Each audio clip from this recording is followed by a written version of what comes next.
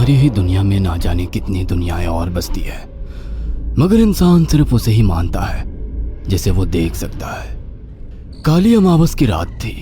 चारों ओर सिवाय हवाएं और शोर के अलावा कुछ भी नहीं था। राजन को आज घर लौटने में देर हो गई थी। रात के सन्नाटे को वो अपनी साइकिल से चीरता हुआ चला जा रहा था।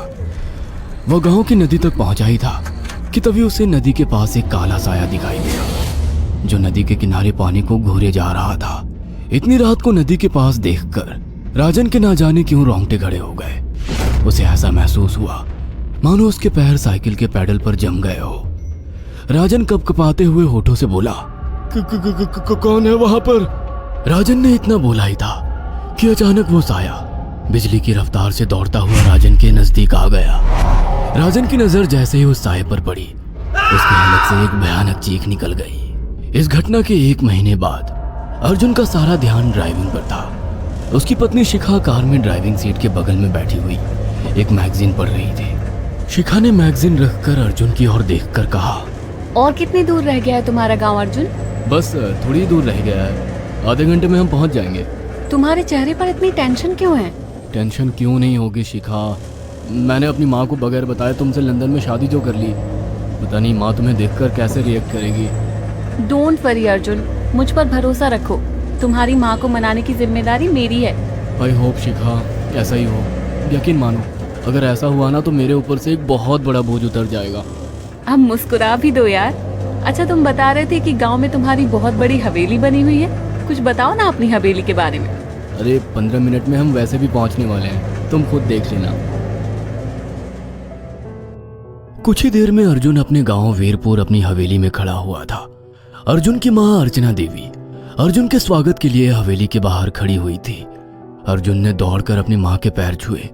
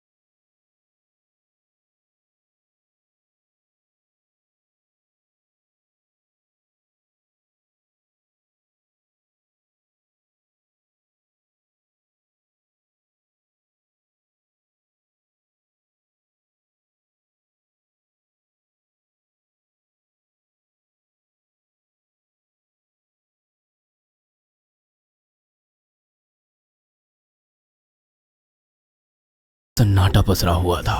उसे याद था कि उसकी हवेली में बहुत सारे नौकर चाकर हुआ करते थे। डाइनिंग टेबल पर डिनर के दौरान अर्जुन अपनी माँ से जो बोला वो सुन उसकी पत्नी शिखा और रहस्यमय अंदाज में मुस्कुराकर लगातार देखे जा रही थी। माँ, हवेली के सारे नौकर कहाँ गए? मैंने सबको छुट्टी दे दी बेटा। लेकिन क्यों माँ, तुम्हें तो काम करने में बहुत ज्यादा तकलीफ होती होगी। नहीं बेटा, मुझे कोई तकलीफ नहीं होती।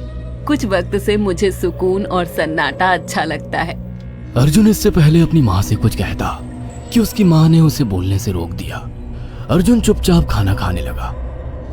खाने के बाद अर्जुन और शिखा बेडरूम में चले गए।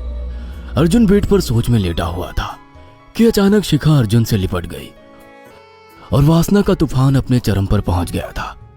अचानक शिखा को दरवाजे पर 2 लाल लाल आंखें दिखाई दिए। उसे ऐसा लगा जैसे कि कोई उसे देख रहा हो।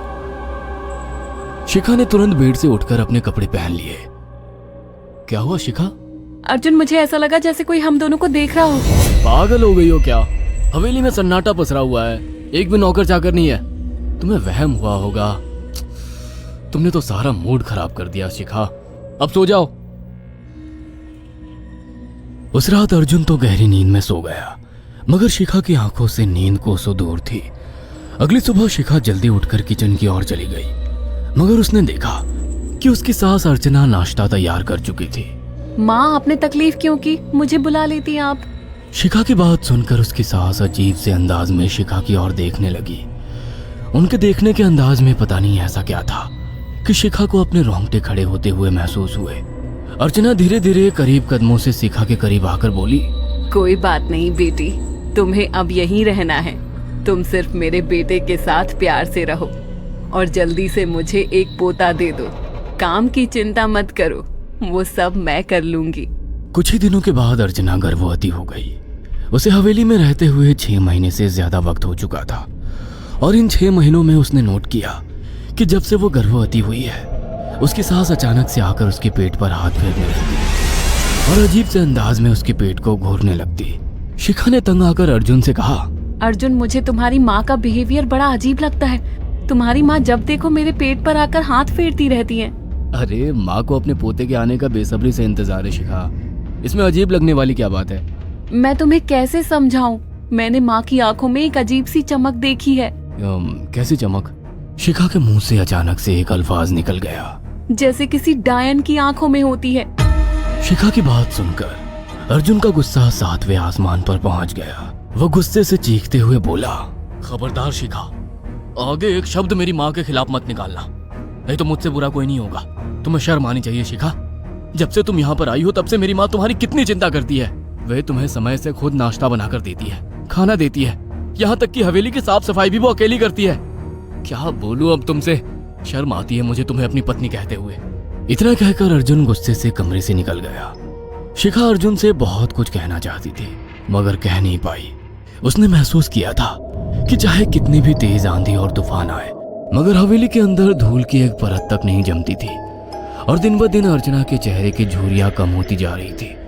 ऐसा लगता था मानो वो जवान हो रही हो। शिखा के अब 9 महीने कंप्लीट हो चुके थे और एक रात अचानक उसे प्रेगनेंसी पेन होने लगे। वो दर्द से तड़पने लगी। ये देखकर अर्जुन घबरा गया। वो दौड़ा दौड़ा माँ को बुलाकर लाया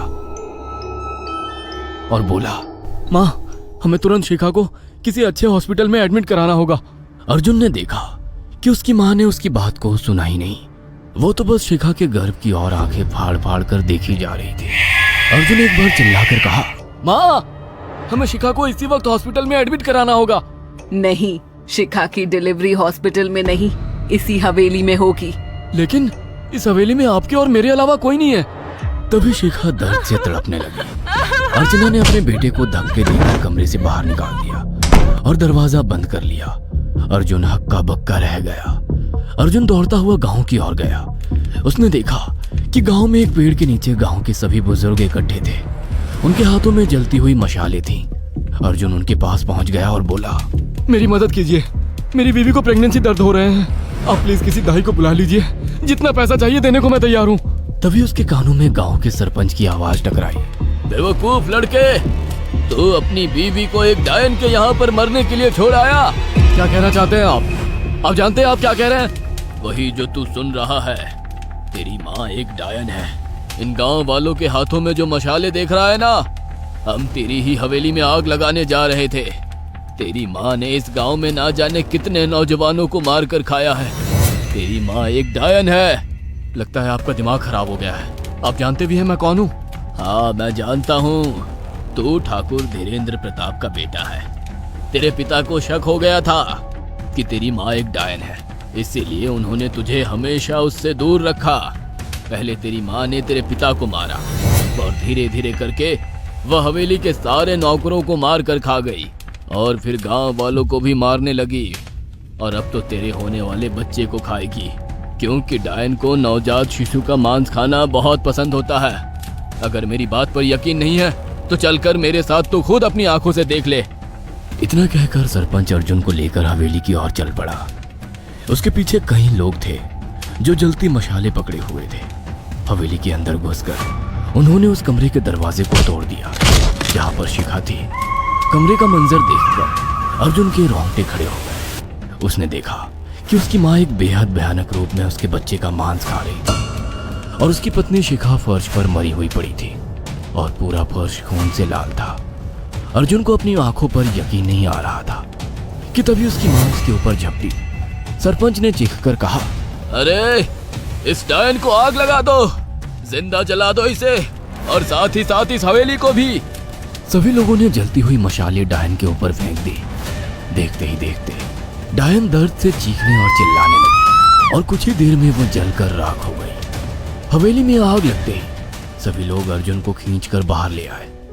अगले दिन अर्जुन अपनी पत्नी की यादें साथ लेकर आंखों में आंसू लिए दोबारा लंदन वापस चला गया।